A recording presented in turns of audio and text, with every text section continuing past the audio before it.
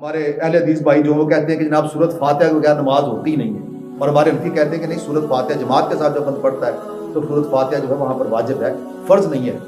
فرض صرف قرآن پاک کی 3 آیات پڑھنی ہے۔ وہ کہتے ہیں جب حدیث پاک سرکار نے فرما دیا کوئی نماز سورۃ فاتحہ کے بغیر نہیں ہوتی، تو پھر تم اپنے یہاں پر امام ابو حنیفہ کے قیاس لگاتے ہو، تم یہاں قیاس کو زیادہ اہمیت دیتے ہو۔ تو ان کی سمجھ نہیں ہے پوری، انہوں نے پورے ذخیرہ حدیث کو دیکھا نہیں ہے، انہیں پتہ نہیں ہے۔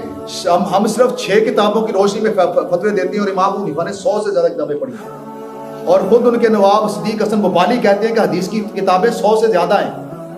7 لاکھ سے زیادہ امام بخاری کو صحیح حدیثیں یاد تھیں، اور بخاری شریف کے اندر تو ساری 2400 حدیثیں، 4000 ٹوٹل ہیں، تکرار نکالے تو 2400 حدیثیں بنتی ہیں، باقی 7 لاکھ کدھر گئی؟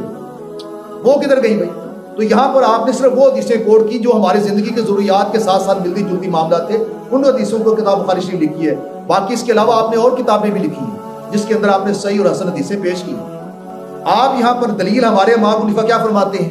آپ فرماتے ہیں کہ اللہ تعالیٰ نے قرآن پاک میں فرمایا ہے کہ جب ایمان والو جب قرآن پڑھا جائے تو خاموشی اختیار کرو اور کان لگا کے سنو تاکہ تم پر رحم کیا جائے۔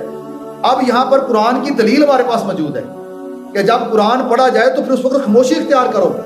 اب امام قرآن پڑھ رہا ہے تو مقتدی جو ہوتے ہیں وہ خاموشی اختیار کریں گے۔ اب یہ قرآن کی نص ہے، یہاں پر ہمیں قرآن سننے کا حکم ہے، پڑھنے کا حکم نہیں ہے۔ اور جو سورۃ فاتحہ ہے وہ جب بندہ اکیلا پڑھتا ہو تو اس نے قرآن بھی پڑھنا ہے، سورۃ فاتحہ بھی پڑھنی ہے۔ اب جب امام پڑھ رہا ہو تو دوسری حدیث پاک یہ ہے کہ امام اس لیے مقرر کیا جاتا ہے کہ اس کی اقتداء کی جائے، امام کا پڑھ لینا ہی مقتدی کا پڑھ لینا ہے۔ یہاں پر یہ بات واضح ہوگی کہ ہمارے امام نے فرمایا کہ جو ہم نے سورۃ فاتحہ چھوڑی ہے وہ صرف امام کے قیاس پر نہیں چھوڑی، بلکہ ہمارے پاس نص قطعی موجود ہے۔ امام ابو حنیفہ نے اس پر دلیل دی ہے کہ اللہ نے فرمایا جب قرآن پڑھا جائے تم نے خاموشی اختیار کرنی ہے، تو ہم اس قرآن کی اس آیت کی وجہ سے اس وقت جب امام پڑھ رہا ہوگا ہم خاموشی اختیار کریں گے، اور جب اکیلے ہوں گے پھر ہم سورۃ فاتحہ بھی پڑھیں گے اور ساتھ قرآن پاک کی آیت بھی پڑھیں گے۔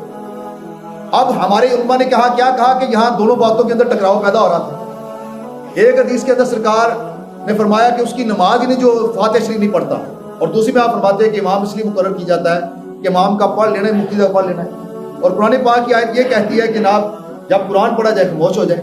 اب انہوں نے کہا اب یہاں پر تطبیق کا قاعدہ لگائیں گے کہ دونوں پر عمل ہو جائے۔ اگر دونوں پر عمل کرنا ممکن ہو تو اس قاعدے کو ہم پہلے رکھیں گے، اور اگر دونوں پر عمل کرنا ممکن نہ ہو تو ہم سرکار کی حدیث والی بات بعد میں لے جائیں گے اور قرآن کی آیت پہلے لے جائیں گے، کیونکہ اللہ کا درجہ سرکار سے بڑا ہے، اللہ کی شان سرکار سے بہت بڑا الورا ہے، اللہ کی بات زیادہ مضبوط ہے۔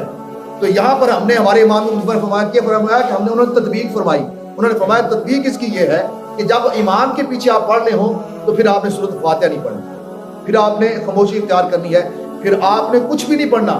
اگر یہ بات ہو تو پھر وہ قرآن پاک کی جو 3 آیت پڑھنی یہ لازمی، وہ کیوں نہیں پڑھتے؟ امام نے سورۃ فاتحہ پڑھی، اس کے بعد کوئی سورت بھی تو پڑھتا ہے نا جی، وہ مقتدی کیوں نہیں پڑھتا؟ وہ امام نے کیوں چھوڑ دی ہے؟ تو الحمدللہ ہماری دلیل بڑی مضبوط دلیل ہے، ہمارا موقف بڑا مضبوط موقف ہے، کیونکہ سرکار کی حدیث کے امام کا پڑھ لینا ہی مقتدی کا پڑھ لینا ہے۔ تو اس روشنی کے اندر ہمارے امام نے تطبیق دے دی کہ جب آپ نے امام کے پیچھے پڑھنی ہے تو پھر آپ نے سورۃ فاتحہ نہیں پڑھنی، قرآن پاک کی وہ آیات نہیں پڑھنی، جو امام پڑھے گا آپ نے سننا ہے غور سے تاکہ ہم پر رحم کیا جائے۔ اور جب آپ اکیلے نماز پڑھیں گے، چاہے نفلی پڑھیں چاہے فرضی پڑھیں، تو پھر آپ نے سورۃ فاتحہ بھی پڑھنی ہے اور اس کے بعد آپ نے اپنا قرآن پاک کی آیات بھی کچھ پڑھنی ہے، یہ دونوں چیزیں پڑھنی ہیں۔ تو تطبیق ہوگی بھی دونوں میں، ملایا جائے گا۔ شرعی قانون یہ ہے کہ پہلے جہاں ٹکراؤ نظر آ رہا اور ٹکراؤ ہوتا نہیں ہے، لیکن چونکہ ہمارا پورے ذخیرہ حدیث کے اوپر ہمارا نہ تو کنٹرول ہے، نہ ہم نے پڑھی ہے، نہ ہم نے دیکھی ہے، ہم نے تو سنی سنائی باتیں کی ہیں، تو جس کے پاس جتنا علم ہوتا ہے وہ لے کر دوڑ پڑتا ہے۔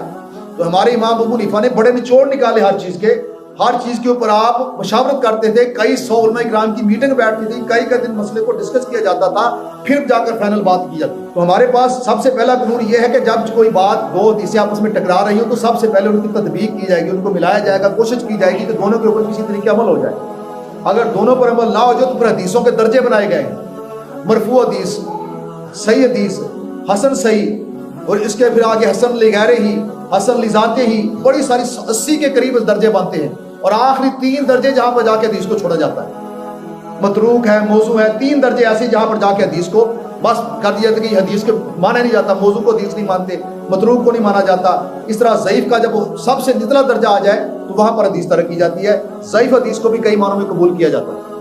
یہ بڑی لمبی چوڑی ایک بحث ہے، بڑا لمبا چوڑا ایک تحقیق ہے جس کے اوپر ہمارے اماموں کی بڑی مہربانی، انہوں نے بڑا جو ہے ٹائم صرف کیا، بڑی زندگیاں لگائیں اور ہمیں بنے بنایا سرمایہ ہمارے پاس پہنچا دیا۔